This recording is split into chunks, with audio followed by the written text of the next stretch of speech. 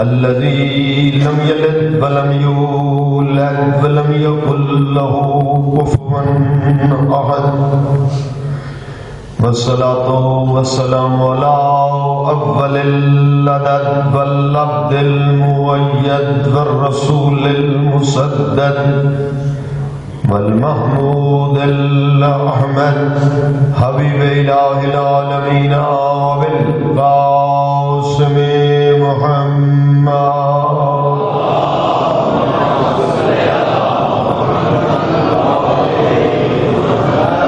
وآله الطيبين الطاهرين الغر الميامين المعصومين ولعنة الله على أعدائهم من الآن إلى قيام يوم الدين. رب اشرح لي صدري ويسر لي أمري واحلل عقدة من لساني يفقهوا قولي. أما بعد فقد قال الله تبارك وتعالى في كتابه المجيد وفرقانه الحميد. بسم الله الرحمن الرحيم. إنما يريد الله ليذهب عنكم الرجس أهل البيت ويطهركم تطهيرا.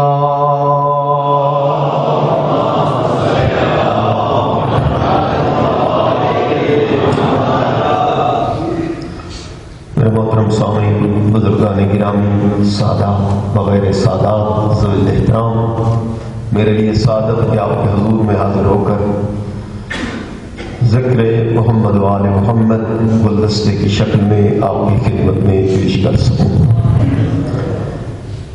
اور قرآن مجید کی آیت آپ کے سامنے تلاوت کی ہے۔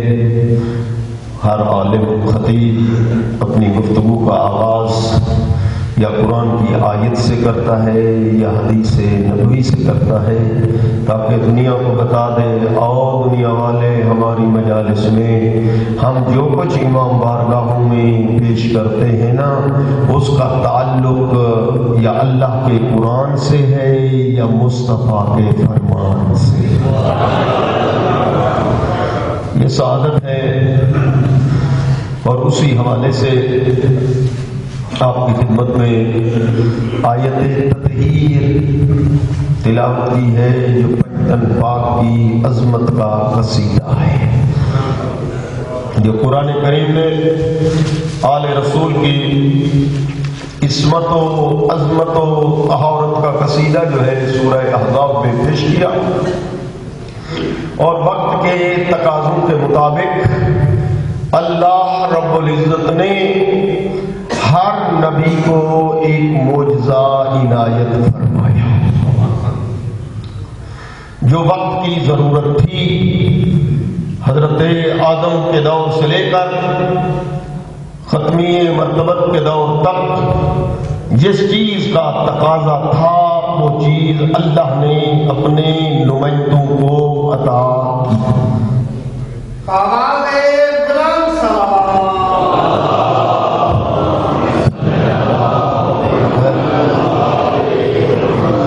اب وہ ساری مثالیں تو میں پیش نہیں کر سکتا، لیکن میں متوجہ کر دینا چاہتا ہوں کہ دیکھیے حضرت موسیٰ کے دور میں اور حضرت عیسیٰ کے دور میں کن چیزوں کا عروج تھا۔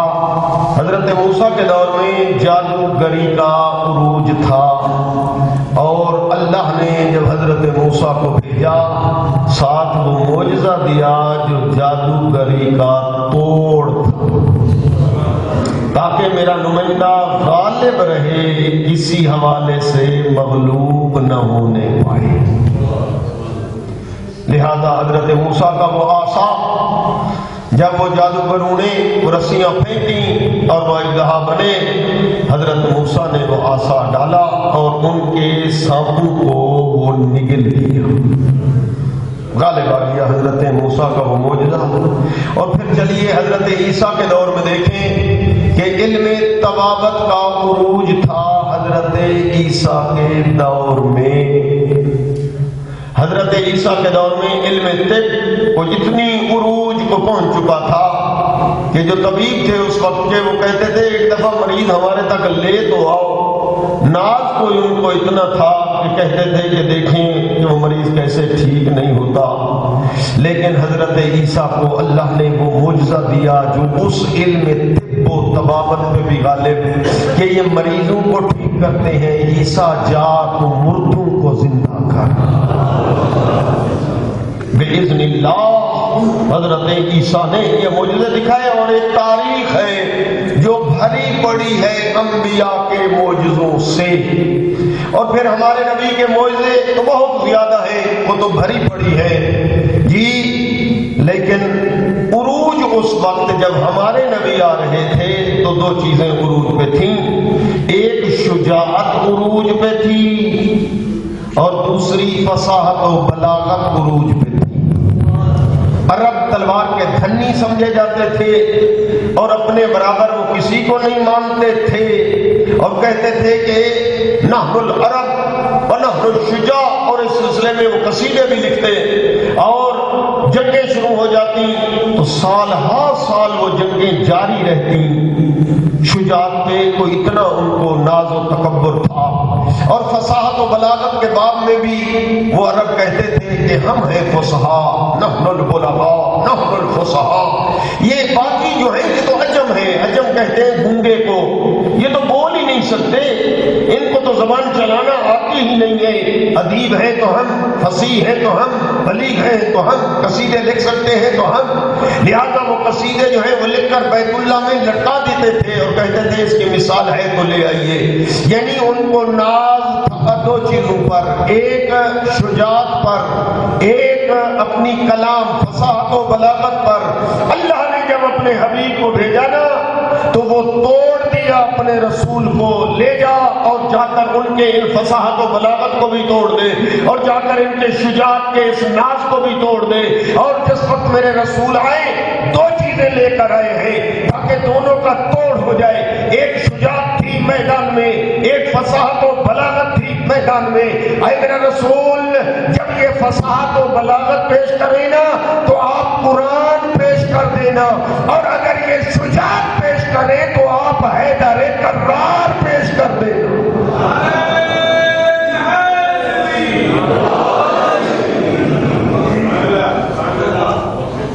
پاک پیغمبر کی حفاظت کے لیے سرکار امیر المومنین تشریف لائے جی، اور وہ حق ادا کیا کہ نہج البلاغہ ابن ابی الحدید معتزلی ہے، شیعہ رائٹر نہیں ہے۔ وہ لکھتا ہے قال رسول اللہ، نبیوں کے سلطان نے فرمایا ما قام دین محمد ولا استقامہ، دین قائم نہ ہو سکتا، اسلام اپنے پاؤں پہ کھڑا نہ ہو سکتا اگر دو چیزیں نہ ہوتی، ایک خدیجہ کا مال تھا اور دوسری ابو طالب کے بیٹے کی شجاعت تھی۔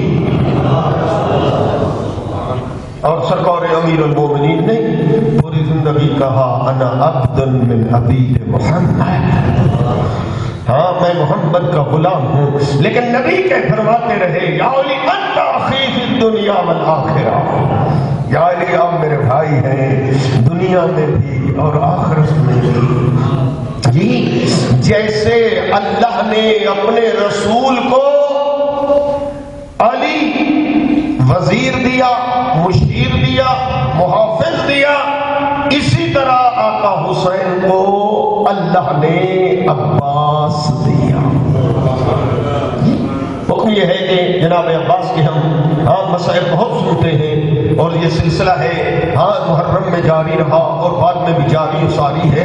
آپ حضرت عباس کے کچھ فضائل پڑھ دیں، آپ کا بھی ذہن بن جائے تو حضرت عباس کے فضائل کا ایک حصہ پیش کر دوں۔ جی یعنی جس طرح حضرت امیر پاک پیغمبر کے لیے آئے، اسی طرح جناب عباس رسول کے بیٹے حسین ابن علی کے لیے آئے۔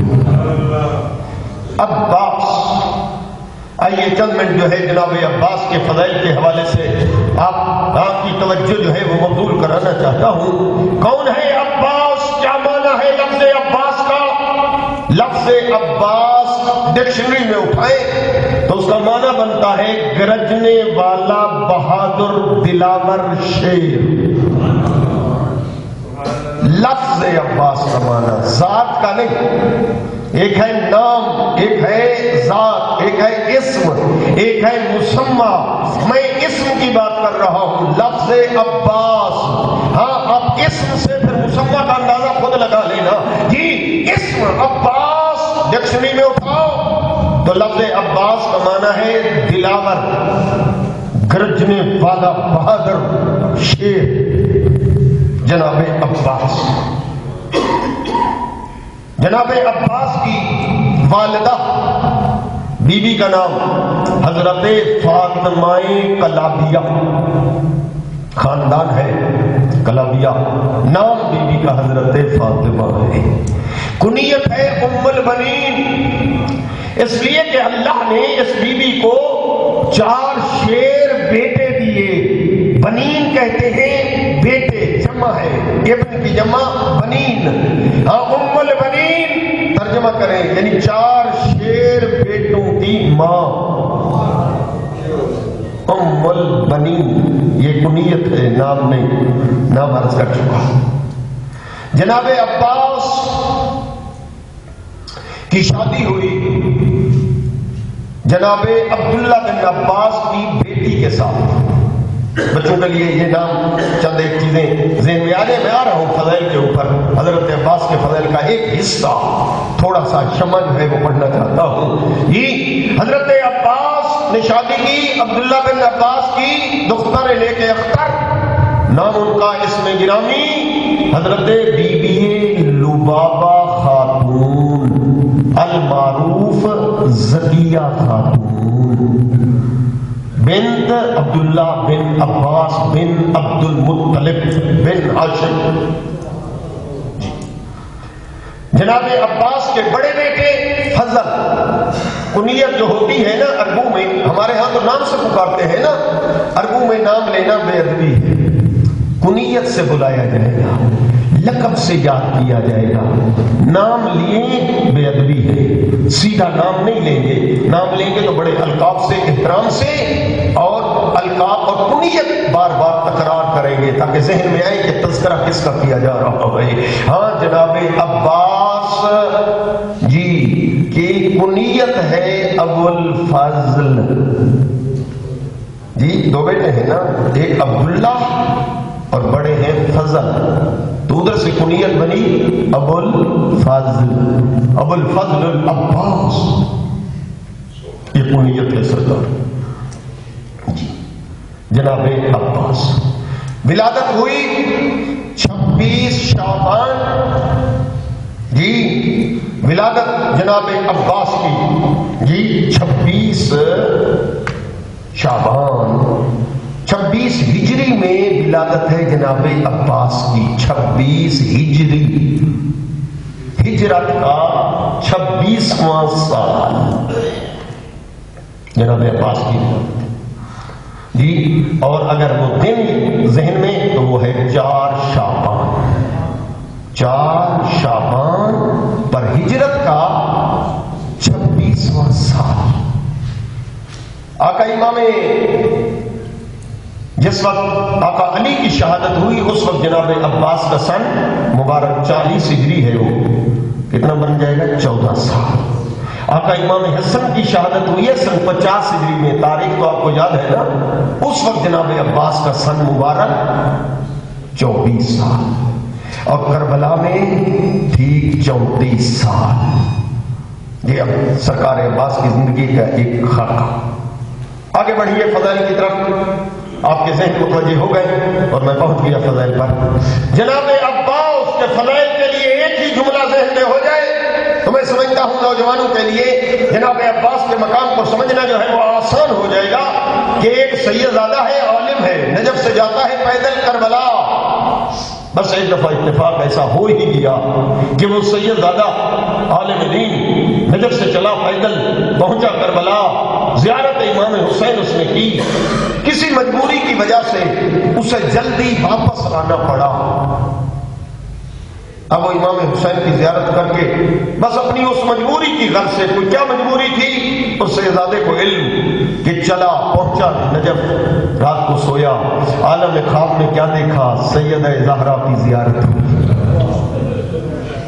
اس سیدزادے سے فرمایا میرا بیٹا تو کربلا گیا تھا. ہاں میری جدہ، ہاں میری مخدومہ، ہاں میری دادی، میں گیا تھا کربلا. کربلا آپ گئے تھے اور میرے بیٹے کی زیارت کیے بغیر واپس آ گئے. عرض کرتا ہے میری مخدومہ، میری جدہ، یہ ہو ہی نہیں سکتا میں کربلا جاؤں اور آپ کے فرزند ارجمند کی زیارت کیے بغیر واپس آ جاؤں. میں تو گیا ہی امام کی زیارت کے لیے تھا. فرمایا سیدہ نے میرا بیٹا جس کی زیارت تو کر کے آیا ہے نا وہ رسول کا بیٹا ہے، میرا بیٹا عباس ہے. بس ایک حد تک اندازہ جو ہے میں آ رہا ہوں فضائل کی سمت بھی ہے جی. ہاں متوجہ کرنا چاہتا تھا جناب عباس کے مقام کی طرف ہے کہ جناب عباس کا کیا مقام ہے. اور آپ کو علم ہے تو اس لیے کہ آپ نے بہت علماء سنے نا، شہزادوں کو واقعہ مباہلہ کے بعد امام حسن اور امام حسین کو جی فرزند علی نہیں کہا جاتا تھا، فرزند رسول کہہ کر صحابہ سلام کرتے تھے. کیا کہتے تھے؟ السلام علیک یا ابن رسول اللہ. قرآن نے کہا تھا بیٹا، اس لیے کہنا پڑتا تھا ہر ایک کو رسول کے فرزند ہمارا سلام ہو. ہاں جناب عباس کو کہا جاتا تھا فرزند علی.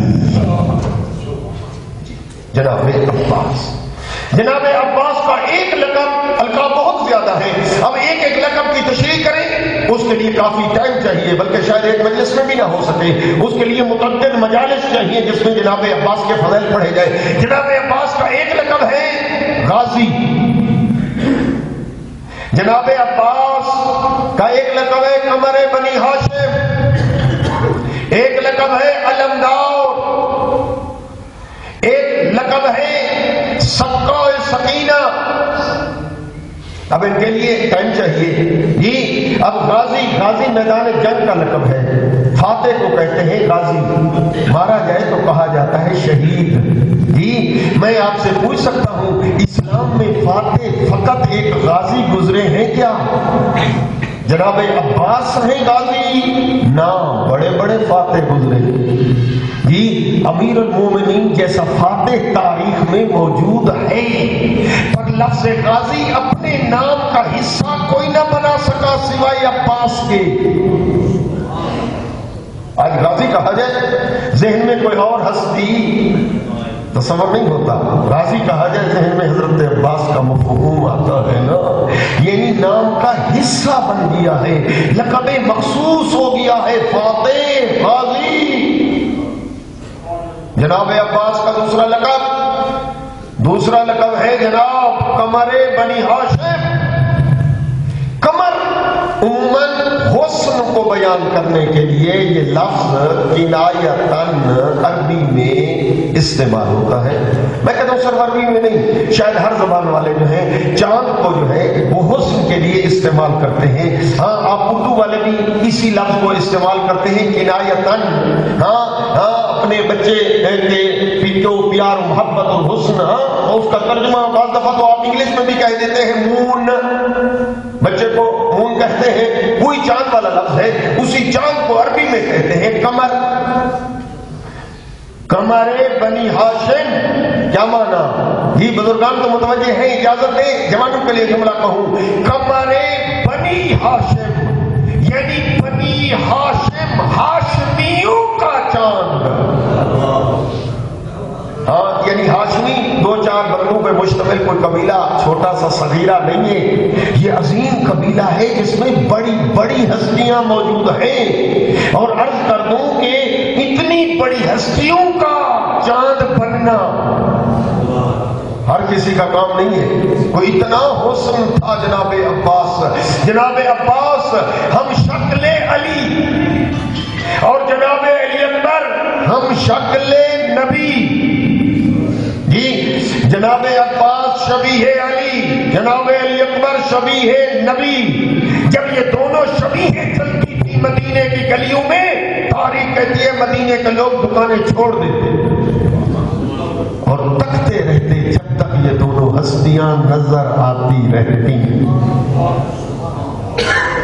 ایک ہے ہم شکل علی، دوسرے ہیں ہم شکل نبی. قمر بنی ہاشم نہیں، میں متوجہ نہیں کر سکا، شاید میری ہی زبان میں کوئی لکنت آ گئی. ہاں میں عرض کرنا یہ چاہ رہا تھا کہ ہاشمیوں میں اگر کوئی عام ہستیاں ہوتی ان کا چاند بن جانا یہ کوئی اتنا مشکل کام نہ تھا. لیکن کون کون ہستیاں موجود ہیں میں متوجہ کرنا چاہتا ہوں کہ جناب عباس قمر ہیں تو کن ہستیوں کے. اے دوستو، جس خاندان بنی ہاشم کے اندر سید الانبیاء جیسے مصطفیٰ موجود ہوں، جس خاندان کے اندر علی المرتضیٰ جیسی ہستیاں امیر المومنین موجود ہوں، جس خاندان کے اندر امام حسن اور امام حسین جیسی ہستیاں، ہاں سیدہ شباب اہل الجنہ موجود ہوں، جس خاندان کے اندر علی ابن الحسین جیسے زین العابدین موجود ہوں، جس خاندان کے اندر محمد ابن علی جیسے باقر العلوم موجود ہوں، جس خاندان کے اندر جعفر ابن محمد جیسے صادق الصادقین موجود ہوں، جس خاندان کے اندر موسیٰ ابن جعفر جیسے کاظم الکاظمین موجود ہوں،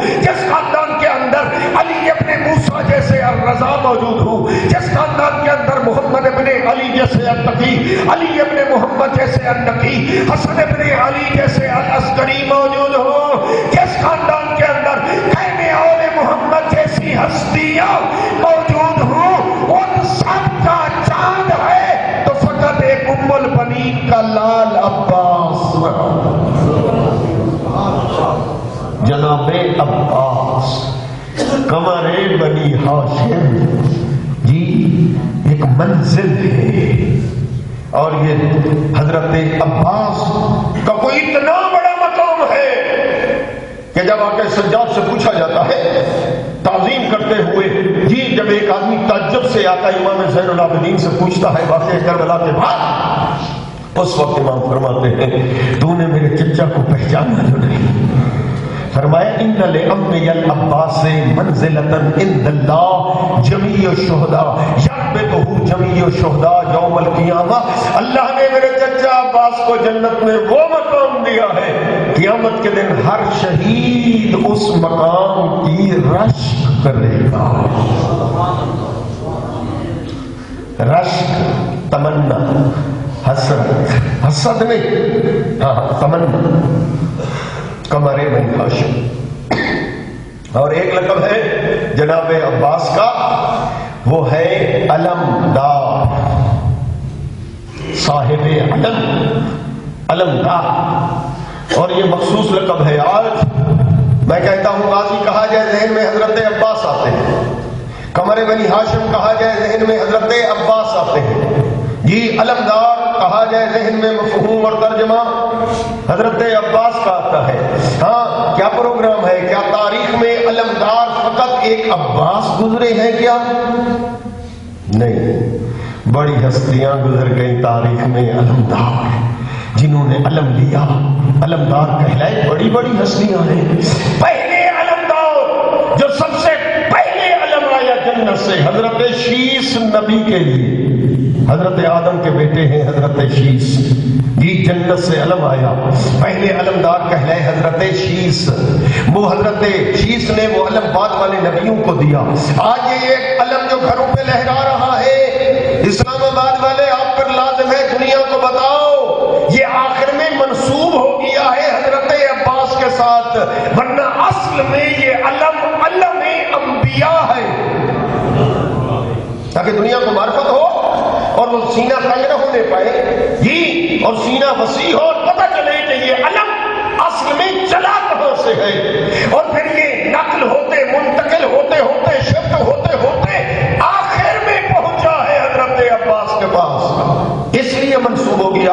ورنہ پہلا علم جنت سے جو آیا تھا حضرت شیس کے لیے، حضرت شیس نے بعد والے نبی کو دیا، وہ علمدار کہلائے، انہوں نے بعد والے مرسل کو دیا، وہ علمدار کہلائے، انہوں نے بعد والے صاحب کتاب پیغمبر کو دیا، وہ صاحب کتاب علمدار کہلائے۔ وہ علم سید الرسل کے ہاتھوں میں آیا، سید الرسل نے امیر حمزہ کو دیا، امیر حمزہ علمدار کہلائے۔ امیر حمزہ کی شہادت کے بعد جعفر طیار کو جنگ موتا میں دیا، جنگ موتا میں حضرت جعفر طیار علمدار کہلائے۔ وہ علم پھر جنگ خیبر میں سید الرسل نے حیدر کرار کو دیا اور دے کر فرمایا کہ جنگ فتح نہیں ہو رہی تو سن لو، لاؤ پین رایت غدن رجلن کرارن غیر فرارن، کل علم میں مصطفیٰ اس کو دوں گا جو مرد ہوگا، رجلن کرارن غیر فرارن، ہاں بڑھ بڑھ کر حملہ کرنے والا ہوگا، بھاگنے والا نہیں بھگانے والا ہوگا۔ یحب اللہ و رسولہ، اللہ اللہ کا رسول اس سے محبت کرتے ہیں، وہ اللہ اللہ کے رسول سے محبت کرتا ہے، اور وہ واپس نہیں آئے گا جب تک جنگ فتح نہ کر لے۔ اب تاریخ یہ کہتی ہے بڑی بڑی ہستیاں تھیں تاریخ میں جو کہتے ہوئے نظر آتے ہیں کہ ہمیں نیند نہ آئی اس رات جس کی صبح کو علم ملنا تھا، کہ شاید علم ہمیں مل جائے جی، یعنی یہ علم، اور یہی وجہ ہے کہ وہ علم جو ہے صبح ہوئی اور نبی نے وہ علم اپنے ہاتھ سے کس کو دیا؟ کہا این علی ابن ابی طالب، کہاں ہے میرا بھائی علی ولی؟ اور نبی نے وہ علم دیا ہے علی کو، سرکار علی نے وہ علم لیا اور خیبر میں چلے، جا کر پتھر میں گاڑا ہوئے علم حیدر کرار میں، اور چلے ہیں آگے، ہاں بلندی کے اوپر مرحب، اور اس کی بہن جو ہے یہ منظر جو ہے دیکھ رہے تھے، دیکھ کر کہتی ہے مرحب جو آ رہا ہے نا یہ جوان، اس سے جنگ نہیں کرنی۔ کہا کیوں؟ کہا 39 دن جو پہلے آتے رہے انہیں بھی دیکھتی رہی ہوں، اور یہ جو جوان آ رہا ہے اسے بھی دیکھ رہی ہوں، جو پہلے آتے تھے کبھی دائیں دیکھتے تھے کبھی بائیں دیکھتے تھے کبھی پیچھے دیکھتے تھے، لیکن یہ جو جوان آ رہا ہے نہ دائیں دیکھتا ہے نہ بائیں دیکھتا ہے نہ پیچھے دیکھتا ہے، اس کی نگاہ جو ہے یا خیبر کے در پہ ہے یا تیرے سر پہ ہے۔ علم بات ہو رہی تھی علم کی، علمدار، اور یہی علم ہے جو نبی نے جس کے فضائل بیان کیے کہ قیامت کے دن زمین جو ہے توبے کی مانند تپی ہو اور سایہ نہیں ہوگا سوائے لیوائے حمد کے۔ یہ لیوائے حمد یہی علم ہے جو نبیوں سے چلا، اور چلتے چلتے ہاں جناب عباس، اور پھر یہ علم اٹھائیں گے قائم آل محمد، یہی علم ہوگا، پھر جو ہستی اٹھاتی جائے گی اس سے منسوب ہوتا جائے گا، پر علم یہ وہی نبیوں والا علم ہے جی۔ اور پھر ہاں جس کے متعلق کہا کہ سایہ نہیں ہوگا محشر میں ہاں سوائے اسی لیوائے حمد کے، اس لیے آپ کی توجہ کو مبذول کرتے ہوئے چپ کے سناٹے کو توڑتے ہوئے جملہ کہہ دو، اور یہ دیکھیے کہ یہ علم قیامت کے دن میں کہتا ہوں جو علی کے پیار سے ثابت قدم رہ جائے گا حشر کے میدان میں اسی کا بھرم رہ جائے گا۔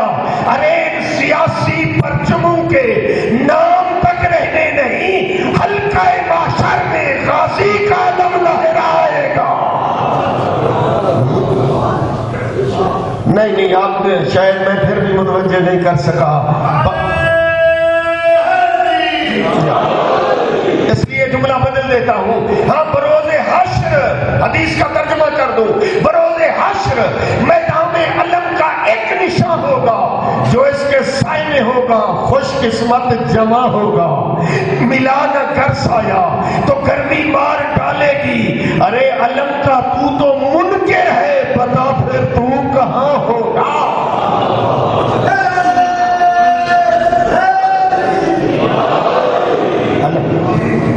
علمدار جناب عباس جی، آج ہمارے گھروں پہ علم، ہمارے امام بارگاہوں میں علم، ہاں کچھ دوست نہیں سمجھتے، یہ ذہن میں رکھنا چاہیے یہ نبی والا علم۔ بعض جو ہے وہ اعتراض کرتے ہیں کہ علم کے نیچے جو ہے جی عزادار ماتمی جو ہے علم سے دعائیں مانگتے ہیں۔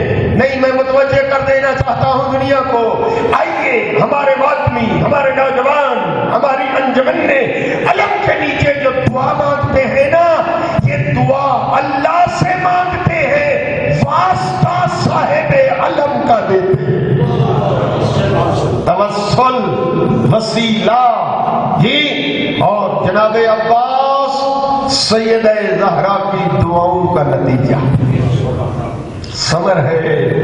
جناب عباس سیدہ کی دعاؤں کا نتیجہ۔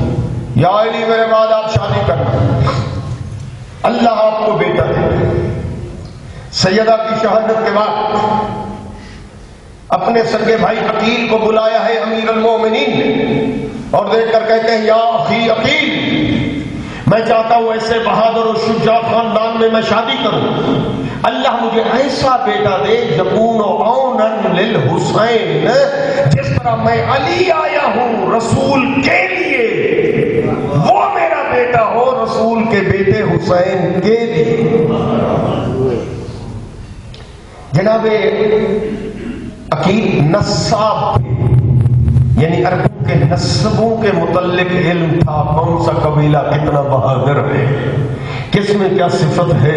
عرض کرتے ہیں یا امیر المومنین، آقا آپ امام ہیں، آپ کے علم، آپ کے ساتھ کسی کے علم کی کوئی نسبت نہیں ہے جی، میں اپنی دانست کے مطابق یہ جانتا ہوں کہ کلابیہ خاندان ہے، اس کا سردار ہے حضام، اگر اجازت ہو تو ان کے پاس جاؤں آپ کے لیے خواستگاری کرنے۔ جناب امیر المومنین نے اجازت دی، جناب عقیل چلے اور جا کر جی کلابیہ خاندان کا سردار جناب حضام، بلکہ یوں کہوں جیسے اجازت ملی، ہاشمی جوانوں کو ساتھ تیار کیا، ہاشمی جوانوں نے سبز لباس زیب تن کیا جی، آگے عقیل، پیچھے ہاشمی جوان، چلے اور پہنچے کہاں؟ جناب حضام کے پاس جی، نوکروں نے دروازہ کھولا، بٹھایا جی، جناب حضام کو خبر دی گئی، جناب حضام تشریف لے آئے۔ کیا دیکھا کہ آگے بیٹھے ہوئے ایک معتبر شخصیت سید البطحاء کا فرزند جناب عقیل، اور پیچھے سبز لباس میں ملبوس ہاشمی۔ ایک ہی جملہ کہا سلام کے بعد کہ اے سید البطحاء کے فرزند عقیل، آپ نے بڑی زحمت کی، چل کر ہمارے پاس تشریف لے آئے، کسی غلام کو بھیج کر مجھے بلا لیا ہوتا۔ جناب عقیل نے وہ جواب دیا کہ جملے کا جواب بھی ہو گیا اور ہونے کا مقصد بھی بیان فرما دیا، دیکھ کر کہا نہیں نہیں، غرضوں والے بلاتے نہیں ہیں، غرضوں والے ہمیشہ چل کر آتے۔ وہ بھی کلابیہ خاندان کا سردار تھا، سمجھ گیا، جب سمجھ گیا تو اس وقت دیکھ کر کہا کہ آپ ہاشمیوں کو مجھ سے غرض، کیا میرا وقت اتنا جان گیا، میں اتنا خوش نصیب ہو گیا جی؟ لیکن ہاشمی خاندان کوئی ایک معمولی چھوٹا قبیلہ تو ہے نہیں جی، ہاں کہ میں سمجھ جاؤں، ذرا بتائیں کہ آپ خواستگاری کرنے آئے ہیں تو کس کے لیے؟ جوانوں کو نہیں علم، بزرگوں سے پوچھ لیا کرو، جب آپ کے لیے رشتہ لینے جاتے ہیں نا تو دولہے کے فضائل وہاں بیان کر ہی دیتے ہیں نا کہ ہمارا دولہا وہ ہے، ڈبل ایم میں اس کی تعلیم ہے، A1 گریڈ افیسر ہے جی، بنگلے نوکر چاکر جی، جاگیرے، کچھ تعارف کرایا جاتا ہے نا۔ جب کہا نا کہ آپ اپنے دولہے کا تعارف کرائیں، دوستو دولہے کے تعارف سے ہمیشہ گھبراتا ہے وہ جس کے دولہے کے پلے میں کچھ نہ ہو اور جس کا دولہا ہو ہی علی۔ جیسے کہا کہ اپنے دولہے کا تعارف کراؤ تو دیکھ کر کہا دولہے کا تعارف اگر سننا چاہتا ہے تو جس کے لیے ہم جو ہے رشتہ لینے آئے ہیں اس کا تعارف کیا ہے کہ اگر آدم نہ مانے تو صفی اللہ نہیں بنتے، نوح نہ مانے تو نبی اللہ نہیں بنتے، ابراہیم نہ مانے تو خلیل اللہ نہیں بنتے، موسیٰ نہ مانے تو کلیم اللہ نہیں بنتے، عیسیٰ نہ مانے تو روح اللہ نہیں بنتے، سید الانبیاء ان کی ولایت کا اعلان نہ کریں تو دین کے تکمیل کی سند نہیں ملتی۔ شاید آپ بھی متوجہ نہیں، نعرہ جس طرح لگنا چاہیے تھا اس طرح نہیں، اس لیے جناب امیر کو ضرورت پڑ گئی کہ ایک اور قصیدہ سنائے کہ جہاں حضام سمجھ جائے وہاں اسلام آباد والے بھی سمجھ جائے کہ تعارف اور انٹروڈکشن کرا رہے تھے عقیل تو کس کے لیے؟ دیکھ کر کہتے ہیں آئے ہزاؤں وہ کلامیہ خاندان کا سرکار جس کے لیے ہم رشتہ لینے آئے ہیں، اس کا تعارف انٹروڈکشن یہ ہے کہ وہ فضائل پہ ناز نہیں کرتا بلکہ فضائل اس پر ناز کرتے ہیں۔ وہ ناز نہیں کرتا میں خلیفہ ہوں بلکہ خلافت ناز کرتی ہے اس پہ، وہ ناز نہیں کرتا میں امام ہوں بلکہ امامت ناز کرتی ہے اس پہ، وہ ناز نہیں کرتا میں ولی خدا ہوں بلکہ ولایت ناز کرتی ہے اس پہ، وہ ناز نہیں کرتا میں مشکل کشا ہوں، مشکل کشائی ناز کرتی ہے اسی پہ، وہ ناز نہیں کرتا میں بیت اللہ میں آیا، بیت اللہ ناز کرتا ہے کہ مجھے علی ملا۔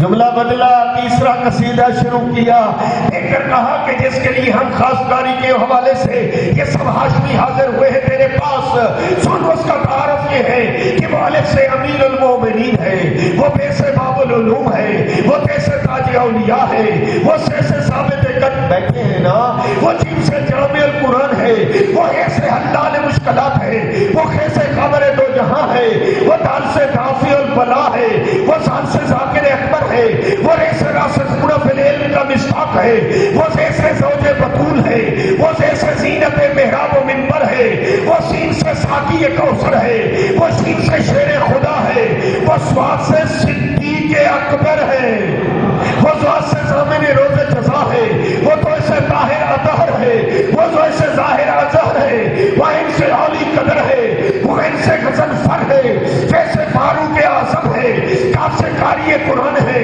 کاف سے کریم فی الدنیا والآخرہ ہے، وہ لام سے لے کے منبر ہے، وہ میم سے مظہر العجائب ہے، اللہ میم سے مظہر العجائب ہے، نور سے ناطق کے قرآن ہے، واسے والی نجف ہے، ایسے ہادی قدیر ہے، اور یہ سے یاسوب الدین ہے۔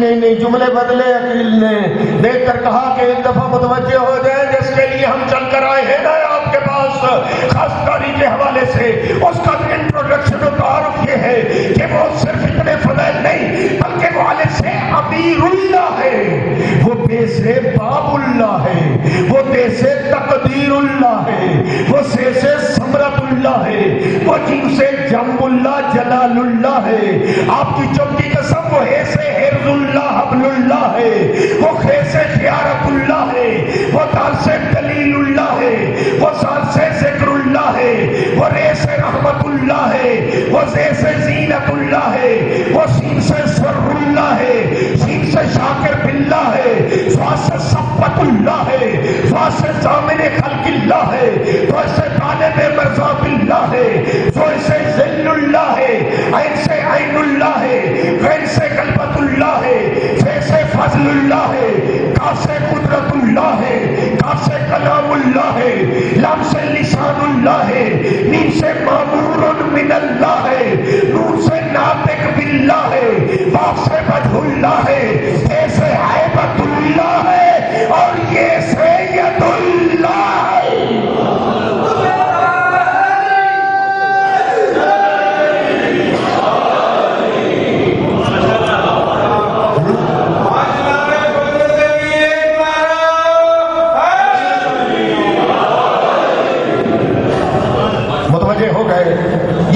بات کو متوجہ کر رہا ہوں کہ آج جب تعارف کرایا گیا اس لیے کہ ایک کتاب ہے مجموع الفضائل کے حوالے سے، وہ آپ خود پڑھ لیجیے گا، اب ٹائم کے دامن میں اس قدر تو گنجائش نہیں ہوتی۔ میں اتنا کہنا چاہتا ہوں، دیکھ کر کہا کہ جس کے لیے ہم آئے ہیں نا خواستگاری کے حوالے سے، فن وہ ہستی ہے جس کو آسمانوں پہ شمسائل کہتے ہیں، زمینوں پہ ہم جائل کہتے ہیں، لوح پر قصوم کہتے ہیں، قلم پر منصوم کہتے ہیں، حور العین میں اصحب، عبرانی زبان میں قیاطیسی، سریانی زبان میں شروحیل، تورات میں ایلیا، زبور میں علی، انجیل میں بری، قرآن میں علی، عرب میں علی، ہندوستان میں کبکر، روم میں تدریس، ارمن میں فریق، فارس میں جبیر، ترکی میں بطیر، نبت میں کری، سچ میں حسیر، حبش میں تورید، فلسطین میں یوشے، کہنین میں بوی، جنات میں جنین، شیاطین میں متمر، دے کے نزدیک میمون، والد کے نزدیک ظہیر، ماں کے نزدیک حیدر، صفدر، غضنفر، پیغمبر کے نزدیک ناصر اور خدا کے نزدیک علی۔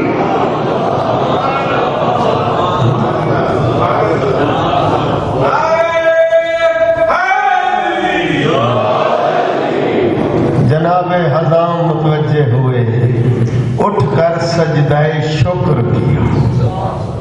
اے میرے اللہ، آج حضام تو اس سے مانگے تو کیا مانگے، میری آج تمام تمنائیں پوری ہو گئی۔ اور جو سجدے سے سر اٹھانے کے بعد ایک جملہ کہا، ہاں بڑا بھاری جملہ کہہ دیا، دیکھ کر کہا کہ اتنا میرا وقت چاپ کیا کہ آج سید الانبیاء کا داماد آج میرا داماد بن رہا ہے۔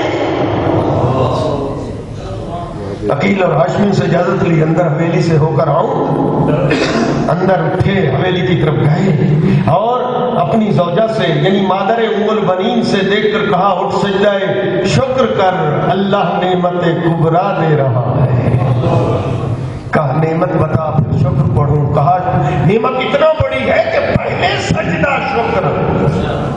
سجدہ شکر بجا لئی، سر سجدے سے اٹھایا، کہا آج اللہ سے تو مانگے تو اور کیا مانگے کہ آج ملیکۃ العرب، محسنہ اسلام، خدیجۃ الکبریٰ کا داماد آج تیرا داماد بن رہا ہے۔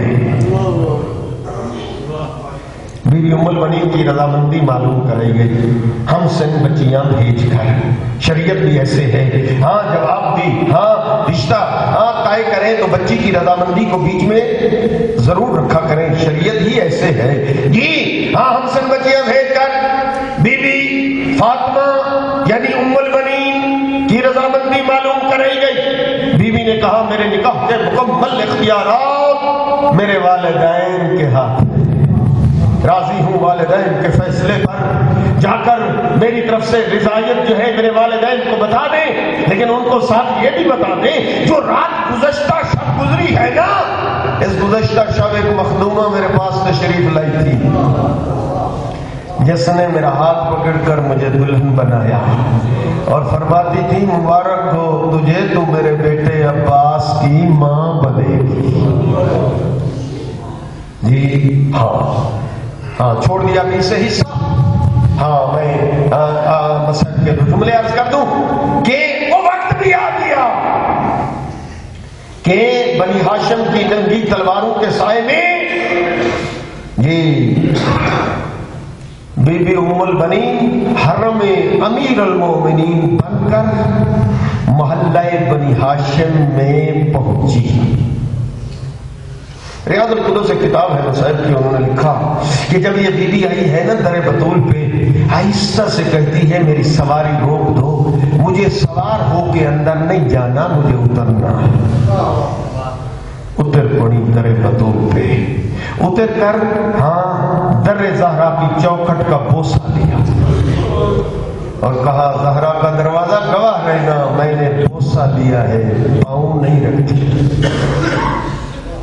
مسند بچھائی گئی تھی، بی بی کو مسند پہ بٹھایا، سیدہ زہرا کی اولادیں آگے بڑھی، آقا حسن و آقا حسین ادب سے کہتے ہیں اماں سلام، شہزادیاں آگے بڑھی، ہاں ادب سے کہتی ہیں اماں سلام، اٹھ کھڑی ہوئی ہاتھ باندھ کے کہتی ہے شہزادے شہزادیاں میں تمہاری ماں نہیں، میں خادمہ بن کر آئی۔ خدمت کرنا چاہتی ہوں، یہ اعزاز لینا چاہتی ہوں. جی جب ایسی مائیں ہوں گی تو پھر وفا وجود میں آئے گی. جی چھوڑ دیا حصہ، وہ تاریخ آپ کو یاد ہوگی. جی 4 شعبان 26 ہجری، 4 شعبان 26 ہجری، وفا کا قرآن ام البنین کی گود کی زینت بنا. بس کتنا خوشی تھی مجھے نہیں جانے. کیا ماحول تھا حویلی بنی ہاشم کا، گھر امیر المومنین کا، گود ام البنین کی، ولادت عباس کی. کیا سما تھا، کیا نظارہ. اس کے لیے تو ٹائم چاہیے، لیکن کسی نے قلم اٹھایا اور ایک پیارا جملہ لکھا. آپ کو ہدیہ کر دیتا ہوں. ہاں ولادت عباس پہ جملہ لکھا. کیا ماحول اور کیا خوشیاں تھیں. لکھتا ہے یہ کون آیا ہے آج گھر میں، علی بھی خود مسکرا رہے ہیں. یہ کون آیا ہے آج گھر میں، علی بھی خود مسکرا رہے ہیں. اور ضرور اسی کو الگ ملے گا، ابھی سے دیور بتلا رہے ہیں. یہ کون آیا ہے آج گھر میں، علی بھی خود مسکرا رہے ہیں. اور ضرور اسی کو الگ ملے گا، ابھی سے دیور بتلا رہے ہیں. حسین جھولے میں جب بھی ہوتے، حسین جھولے میں جب بھی ہوتے، ملک جھلاتے تھے آ کے جھولا. یہ کون آرام کر رہا ہے، خود حسین جھولا جھلا رہے. ولادت ہوئی جناب عباس کی، دونوں بہنیں حاضر ہوئی. اماں اگر اجازت ہو تو ہم اپنے بھائی کو اٹھا کر جی ایک امانت اس کے حوالے کرنا چاہتی ہے. ہاں اٹھایا عباس کو. جی ہاں سیدہ کے ہاتھ کا سلا ہوا کرتا پہنایا. دونوں بہنیں امیر المومنین کی بڑی بیٹیاں. جی قمیض پہنا کر ایک بہن دایاں بازو کا بوسہ لیتی ہے، دوسری بہن بائیں بازو کا بوسہ لیتی ہے اور پیشانی چوم کر کہتی ہیں عباس اماں زہرا تمہیں سلام کہہ رہی. ہر علاقے کے اپنے رسم و رواج ہوتے ہیں. جی آپ کے علاقے میں بھی کوئی رواج ہوں گے، جب بہنیں ہوں نا بڑی، بھائی ہوں چھوٹے، چلنے کے قابل ہوں نا بہن بھائی، ہاں تو پھر بہنیں ہاں انگل کے ساتھ لگا کر بھائی کو حویلی میں چلنا. ہاں مختلف پیار کے انداز، البتہ ہر علاقے کے اپنے رواج ہے. جی ہمارے علاقے میں اور رواج ہے. ہاں جب بہن بھائی چلنے کے قابل ہوں تو بہنیں حویلی کے اندر، گھر کے اندر ہاں اپنے دوپٹے بھی سروں پہ باندھتی ہیں. ہاں اپنے علاقے رسم جہاں پہ ہوں، ہاں رواج مطابق. اور بھائی کو ہاں ایسے جناب عباس کا ایک بازو جو ہے جناب زینب کبریٰ کے ہاتھ میں ہے، دوسرا بازو دوسری بہن کے ہاتھ میں ہے. حویلی کے اندر ایسے چلا رہی تھی. آقا امیر المومنین وارد ہوئے، نگاہ پڑی، آنکھوں میں آنسو آ گئے. دیکھ کر فرمایا میری بیٹیاں آج عباس کو چلنا سکھا رہی ہو؟ کہا نہیں بابا، بلکہ آج سے ہم عباس کے سہارے چلنا سیکھ.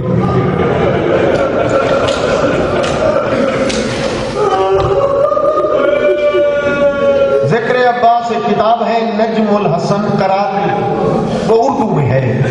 جی صاحب ذکر عباس علامہ نجم الحسن قراری پشاور والے وہ ایک جملہ لکھتے ہیں کہ امیر المومنین ایک دفعہ خطبہ دے رہے تھے مسجد کوفہ میں، اور اس وقت لکھا ہے کہ عباس بھی آخری صف میں بیٹھے تھے، خطبہ جاری تھا. آقا حسین وارد ہوئے، لبوں پہ خشکی دیکھی. امیر نے خطبہ روک کے فرماتے کمبر جی مالک ممبر جلدی پانی لیا، میرے حسین کو پیاس لگی.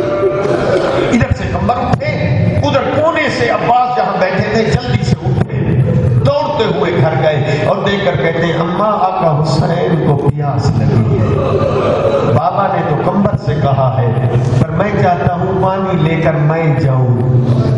بی بی نے ایک جام پانی کا عباس کے ہاتھوں میں رکھا. سب چھوٹا تھا، جلدی سے پانی لے کر مسجد میں عباس جو داخل ہوئے، پانی جو چھلکا، عباس کا قمیض گیلا ہو گیا.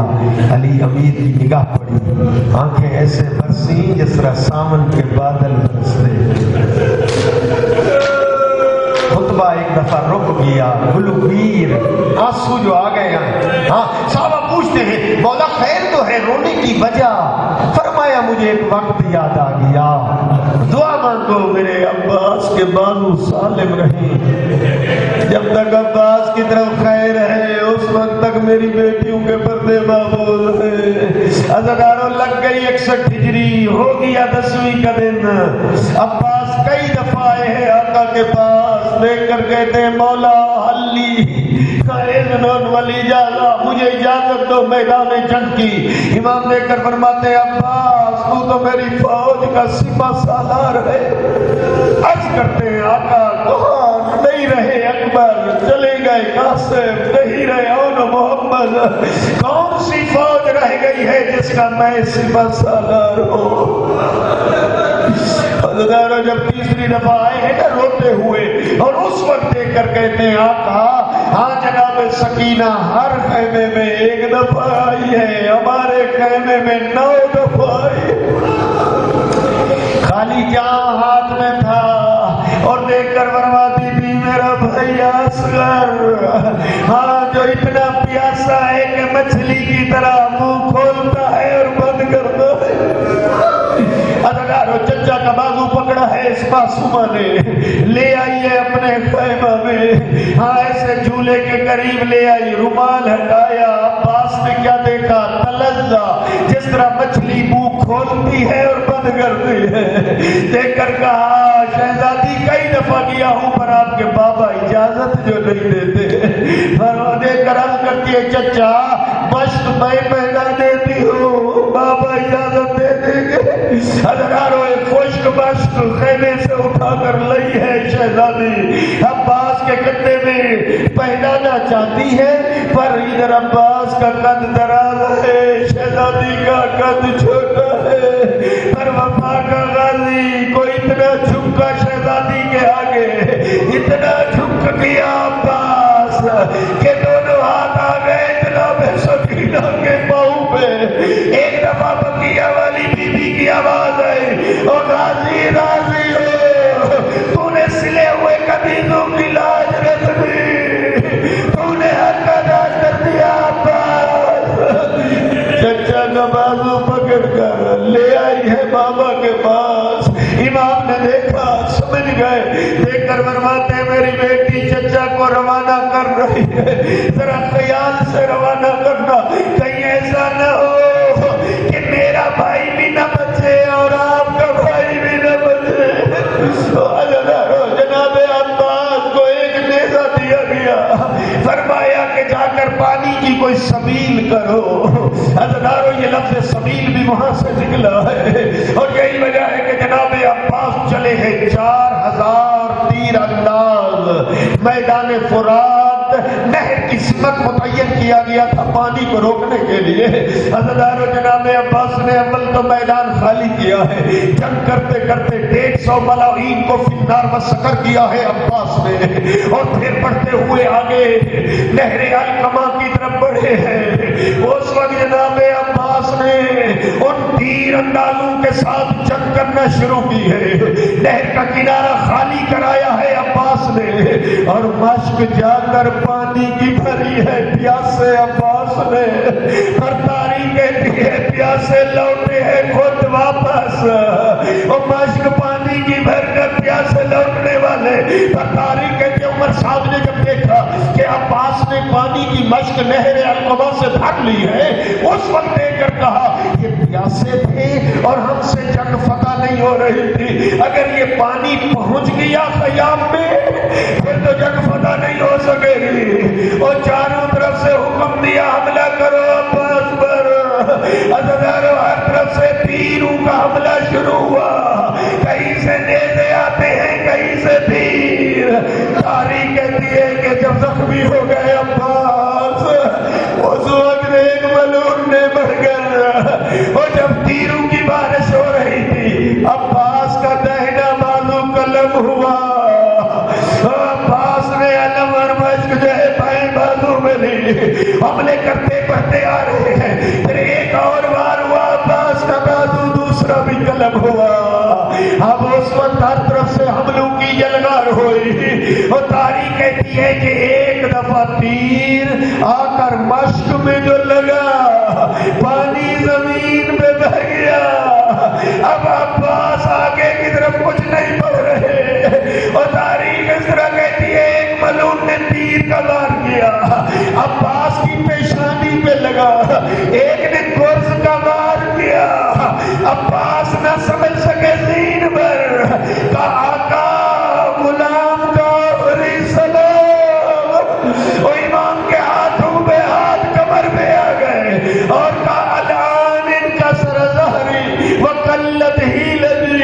ہائے میری کمر ٹوٹ گئی, ہائے میری کمر ٹوٹ گئی. الان حسین پہنچے ہیں. بس ایک جملہ کہہ دیتا ہوں, پہنچے عباس کے سرحدے, پوچھا کوئی آخری وصیت, کہا آقا میری لاش خیام میں نہ لے جانا. اب یہاں کیا راستہ. عباس عرض کرتے ہیں میرا لاشو ادھر چھوڑ دینا.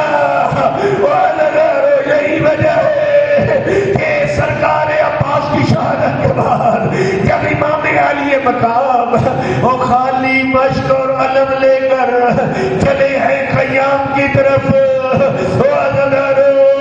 اس وقت بچے سمجھنے لگے علمدار ہے, علمدار آ رہے ہوں گے. پر جب امام آئے بچوں نے ہاتھوں میں کوزے لیے ہوئے تھے, دیکھا علم تو آیا ہے علمدار نہیں آیا. وہ کوزے ہاتھوں سے گرے اور جناب زینب کے ہاتھ سر پہ آ گئے اور دیکھ کر کعبہ حجاب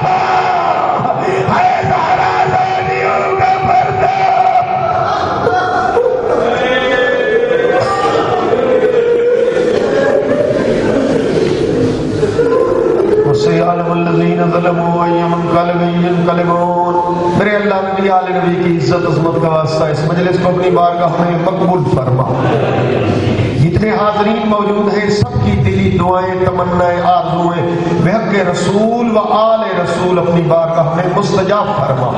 جو مریض ہے یا اللہ شفائے کلی عنایت فرما, جو بے اولاد ہے نیک اولاد عنایت فرما, جو تندرست ہے ان کی تندرستیاں دور فرما, جو بے روزگار ہیں ان کو حلال رزق نصیب فرما. یا اللہ مومنین کی جان مال ناموس کی حفاظت فرما. میرے اللہ جو مومنین گرفتار ہے واسطہ تجھے باب الحوائج جسمیوں کا ان کو جلد آزادی عنایت فرما. میرے مالک نبی آل نبی کی عزت عظمت کا واسطہ ہم سب کو حج و زیارات نصیب فرما. ہم سب کا خاتمہ بالایمان فرما, ہماری عاقبت میں خیر فرما. میرے مالک نبی آل نبی کی عزت عظمت کا واسطہ بانی مجلس کے دینی دنیاوی مقاصد پورے فرما. میرے مالک نبی آل نبی کی عزت عظمت کا واسطہ موجودین کے مرحومین اور بانی مجلس کے مرحومین یا اللہ نبی آل نبی کی عزت عظمت کا واسطہ ان کو جنت میں اعلیٰ مقام نصیب فرما, کروٹ کروٹ جنت نصیب فرما. میرے مالک نبی آل نبی کی عزت عظمت کا واسطہ ہمارے عزاداروں کی حفاظت فرما. میرے اللہ یہ مسلسل پروگرام جاری ہے یا اللہ عزاداروں کی مومنین کی حفاظت فرما. میرے اللہ نبی آل نبی کی عزت عظمت کا واسطہ اس ملک میں امن قائم فرما. میرے مالک ملک کو داخلی خارجی دشمنوں سے محفوظ فرما. میرے مالک ہماری نماز کی صفوں میں اضافہ فرما, واجبات شرعیہ کا پابند بنا دے, محرمات سے بچنے کی توفیق عنایت فرما. یا اللہ ہمارے بانی مجلس جناب خواجہ صاحب کو صحت کاملہ صحت عاجلہ عنایت فرما. میرے مالک اس کے علاوہ جتنی تمام یہاں سامعین موجود ہیں مومنین مومنات ان سب کی دعائیں مستجاب فرما. یا اللہ ہمارے امام کو ہم سے راضی فرما, ہمیں امام کا سچا سپاہی بنا.